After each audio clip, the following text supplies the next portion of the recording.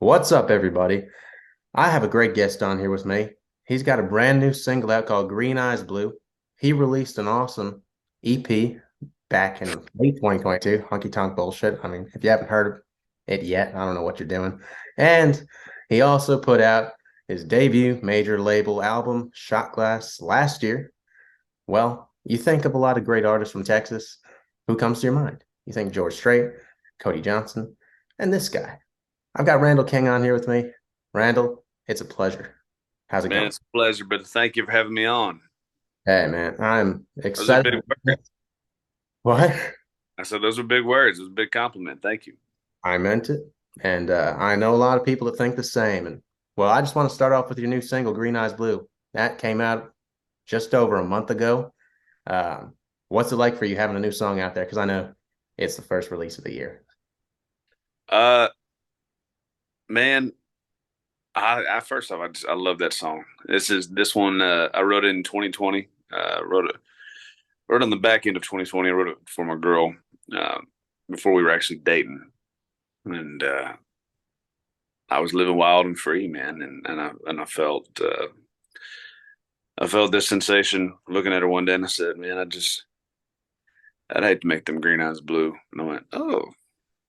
And I wrote it down and I took it to Randy Montana and we wrote the hell out of it. And it was just this darker, edgier sonic sound that I was looking for with it. And I switched over to uh, producer that's co-producing it with me. His name's Jared Conrad. We uh, we were just aiming for a little bit more of that Gary Allen-esque type of a vibe, you know. There's that side of my music that I don't feel has been captured yet. It has in like certain ways, but this is just a little bit different side of me, uh, which is cool. It's still country as hell. It ain't no snap tracks and things like that. It's true authentic country music. It's just a little more darker and edgier. Well, I mean, you may have just answered my next question, but with the different sounding song in Green Eyes Blue, is this like the beginning of a new era for you, or are we just going to see a new side of you? Or is it just limited to this one release? I don't know yet. I Oh, think I think I think I like to live in the moment and see where that moment takes me. And musically, I like to see where the songs need to go. I feel like with songwriting, you have to let the song be. You can't push the song when you're writing the song. You can't push it to be something, or it's you're going to force it, and it's going to turn out like a pile. And you don't want that. So anytime I've ever written, I've just written to let the song do what the song needed to do. And I think with this record, with the sounds, we're going to let the songs do what they need to do. well, you mentioned the beauty of living in the moment. And as a fan, we get to see all those songs that become big time hits. But for you as an artist, you get to watch it all happen and have your mind blown by these songs going to the top of the charts. Well, from a You fan, can't predict. You'd like to predict it. You can't predict it. I don't know. I feel like you could see it coming sometimes as a fan, but I feel like it's a cool thing for the artist to see, though, for sure. Oh yeah, man. Oh, I mean, I didn't expect you and Honky Tonk to do what it did at all, man. That was not my. That wasn't the pick on the record for me. That I was like, yeah, that's going to be the biggest song on the record. You know, I it's crazy. It's crazy. The fans, you know, my manager always says the fans make it what it is. They make it who you are, and I mean, I think that they leads did that. perfectly into this question, though, because when you think of it from a fan's perspective, if you think of an artist, say, oh, you're thinking of George Strait, what song comes to your mind? Run or check yes or no. But from your perspective, the artist perspective, if you think of yourself, do you have one song that comes to your mind like, oh, when I think of Randall King, I think of this song? Mirror, mirror, I like, 100%. okay.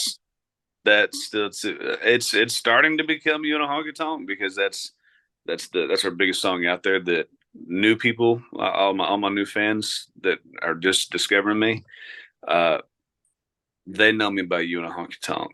But when you and a honky tonk blew up, Mirror Mirror re blew up with it, and the OG fans, the people that have been here for my career, Oh, said, yeah. or at least since Mirror Mirror got them on my side. I think they know me by that one, and you can tell it every night out there in the crowd. I don't even have to. We don't have to play the signature lick anymore. We kick it off with this mirror, mirror on the wall. And I don't even sing the song anymore half the time. So I let them do it. He's That put speaks volumes. He sings it. Well, now that you talk about the older songs that you've put out, that that just makes me wonder. I know you like to put out faster paced songs on each record or project. You've got a lot of those, and not many people Yeah. do that. More of like the honky tonkin sound with the fiddle, the steel guitar, just and the ripping electric guitar solos. You've got songs like "Hard Living Eileen," which is like a major throwback with Clado, That's tugging on my old. heartstrings. Like, oh, do you have a favorite of all the faster paced songs you put out? Hmm. I think one that I will always love that that I guess really it never really took off. It was on my self-titled record, and that's a song called "Her Miss Me Days Are Gone." I wrote it with Mark Nessler, and Yeah. Mark Nessler wrote "Just to See You Smile" with Tony Martin. He wrote "Go On." Uh, well, I also think he wrote that with Tony Martin. George Strait. I mean, the guy is a monster, and it to this day, it's my favorite opening line out of anything I've written. We wrote the whole song, and it was based on true stories, based on a girl I was seeing in Lubbock uh, at that time, and we'd broke up, and I was still, still hollering at her, and was still kind of keeping her on the line, you know what I mean? And one day she just goes, just everything went cold.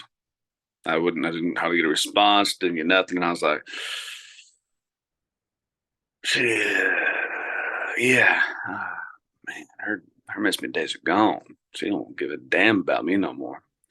And me and Mark sat there over coffee on my manager's porch where we wrote it, and we talked about that story. And I said, man, it's literally just like her Miss Me days are gone. And he goes, that's your song.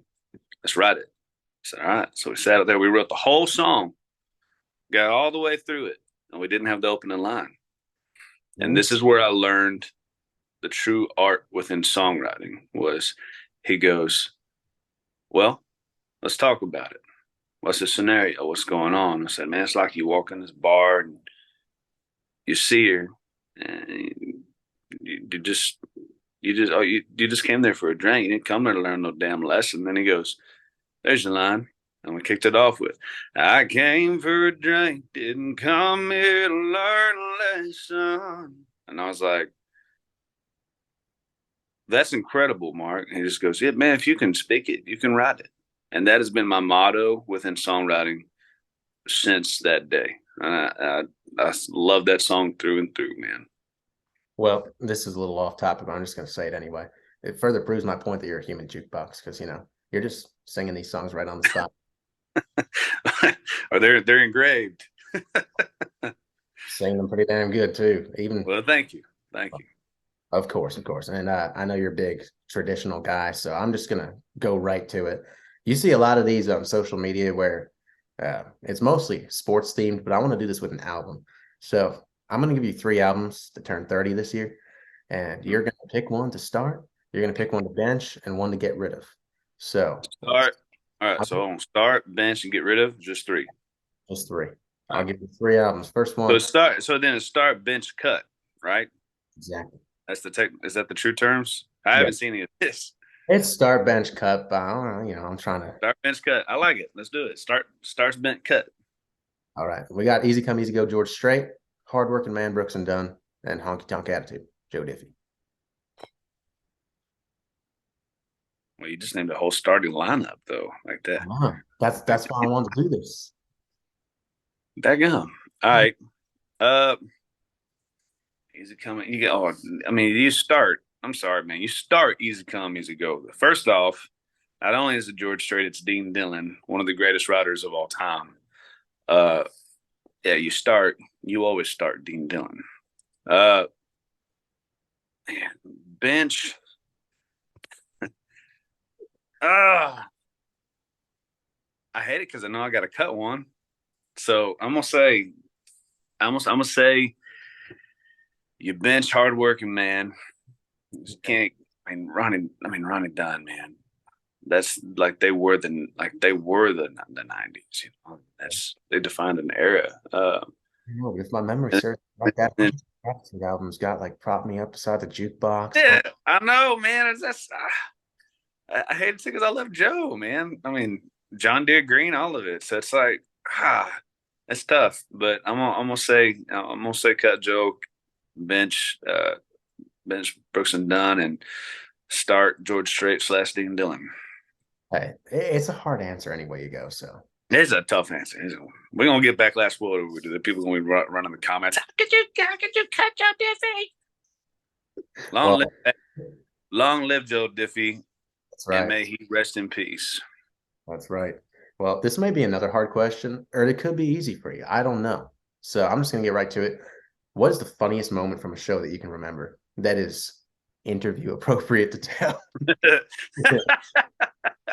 Yeah, there's some things that uh, we won't put out there on the internet. No, no. Uh, nah, man. I gotta say, there was one time I was when we first starting out. It was early. This was like I was still booking myself, and the only place in Fort Worth that I could book myself at the time was this little bar called the Aardvark, which I don't think exists anymore. It was down there by TCU, so it was like all the TCU kids and stuff. They'd go down there, and I'm like 99% sure that they were all drinking underage. It was just all college kids, sorority girls, frat guys, and we had played it several times before, and it was just always those 3 hour sets is all I could get booked at that time. And I finally convinced the buyer. I said, let me do my show. Let me do an hour and a half, and I'll bring an opener to cover the rest of your time. And like, we'll run this as like we need to run this as a real show. He was like, I'm not a 3 hour set guy. He goes, all right, can you play for 2 hours? I said, all right, all right, we'll give you 2 hours. Now we'll kick it in the tail and we'll get it done. So we go up, we play this bar, and this is probably at least the third time we played it. And anytime we've ever been there, it's been pretty dead. For whatever reason that night, it was packed, like front of the stage to the back of the room, just college kids, and they didn't know who the hell I was. I didn't know who the hell I was, but I stayed in the green room. I didn't start with the band. We let the band kick off, and then I walked out, and it was just like rock star moment. Every head turned in there, and they were just locked in with this, and we could do no wrong. And now we were just every heater we could throw at them. We just kept the energy up, kept it rocking, kept it banging. And if we did a slow one, we did something that they would know. I mean, we were rocking it. Well, this crowd was the weirdest crowd I've ever seen. There was a girl on the front row that was just pissed ass drunk and just drooling and kind of spitting up, and like she had spit up all over my pedal board. She had spit. She was drinking out of my beer and spitting in my beer when I wasn't looking. Like weird things. And my guitar picker runs over and he goes, "Don't drink that beer!" And like in the middle of a solo, and he just runs off. And I was like, "Okay." I looked down and then I noticed what she was doing. I was like, "Thank God I never took a sip out of that beer." But this is happening. There's pizza boxes. Someone had ordered, like they had ordered pizza, and pizza boxes are just getting crowd surfed through the crowd. They're reaching up, grabbing a pizza, throwing beer, just taking bites, raging to honky tonk music, and I was like, this is cool. That It's crazy. that's a story. Oh man. It was like playing a wild sorority frat party. It was nuts.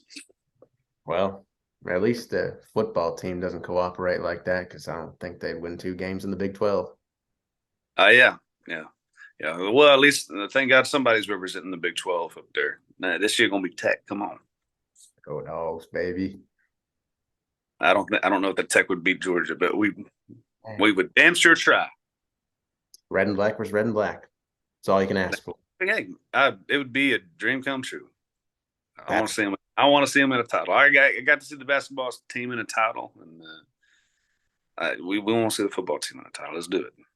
That's true. Well, I don't And my know. man Bulldog, he loves Georgia. So that would be Yeah. incredible. Well, They could mess a lot. go dogs. I don't know if you could top the crowd that you just described, but for people that haven't seen you live, what should they expect when they come to see one of your shows? I mean, essentially what I just described, like that from that moment, like that's our shows started just becoming that, and just high energy. So it's a way that it's the honest and genuine way that I've learned to reach a crowd and talk to them and have moments with them, because that's what defines a show is the moments that you have with the crowd. What made that night cool? What made that moment? What made that time special? I don't like scripted. I don't like rehearsed. Like you gotta have the things that are gonna be consistent within your show so that your band's tight and you're doing things strategically. But there's just something to the authenticity of knowing how to create a moment within all of that and still put on a rocking show. And we rock. And I like to take the term from my buddy John Stork who coined it, but it's Rocky Tonk, man. It's I love it. high energy honky tonk. Well, I mean, I think this is the most important question. Is the pizza included? I've been thinking about that. Like we might do that. We might just start sending, just to see what happens. Start sending pizza boxes out in the crowd. Like I just think it'd be hilarious. It would be like a beach ball, just sports game. Yeah, instead of the beach bar, you just crowd surfing pizza and just hey yeah, take me a bite. Well, for those of you that don't already follow Randall on Instagram and TikTok and whatever else there is to follow him on, I guess subscribe to YouTube. You should do that. If you haven't listened to Green Eyes Blue, you should do that. And he also just announced King Fest, and there will be a lot more to come on that soon. Even Yeah, for the first time, we're gonna do a King Fest in Nashville. We're still doing King Fest in Texas too. We're gonna do both, but we decided to do one in Nashville too, and start branching out the brand of King Fest and extending it out. So there's gonna be a lot to come with that. soon it'll be a national holiday. So, Damn straight. well, Randall, it was a pleasure having you on here. Thank you so much for joining me. Hey, Tyler, thank you very much for having me on, and thank you for supporting my music. And your questions were incredible. Thank you for that. Appreciate that. And I appreciate your time. We will see you guys next time.